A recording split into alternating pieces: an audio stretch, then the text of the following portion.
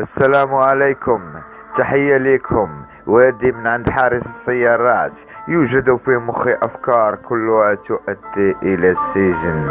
تحية لأختي شيماء الهبيلة اللي سيقت طوموبيلة. هادشي اللي بغينا نقولوا ليها، سيري جيبي لي النعناع باش نطيب براد ديال شاي، باش نكمي وعد جوان ونتبوق ونقول خوتي الجزائريين حنا ما خاوة ما والو. انتوما بغيتو تقسموا لينا حنا بلادنا وحنايا نقولوا خاوة. من نهار نقسموا الجزائر الى 6 قطع تما كنقولوا لكم حنا خاوة. الصحراء مغربية وستظل مغربية ايها الاغبياء، صدق او لا تصدق فنحن نعيش حالة ديمقراطية تحت حكم صاحب الجلالة ومستعدين للدفاع عن هذا الوطن ايها الاغبياء. صدق نحن المغاربة مستعدون لنحرق هذا البلد والبلد الجزائر والعالم بأسره كي يحكمنا صاحب الجلالة بشعار الله الوطن الملك. حارس السيارات يقدم إهداء إلى الشعب الخنازير.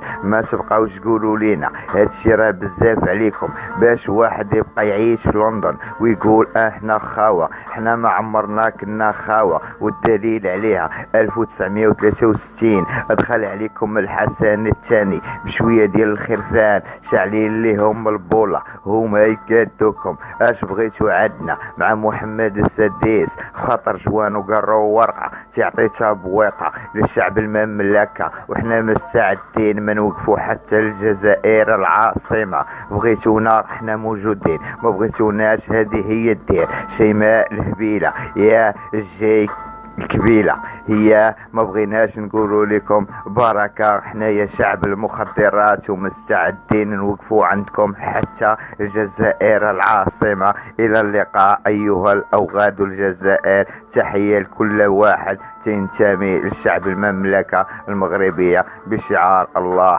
الوطن الملك. الصحراء مغربية باسم محمد سيس. حارس السيارات يوجد في مخي أفكار كلها تؤدي إلى السجن. حارس السيارات تيت جاي. إلى اللقاء في الحلقة القادمة.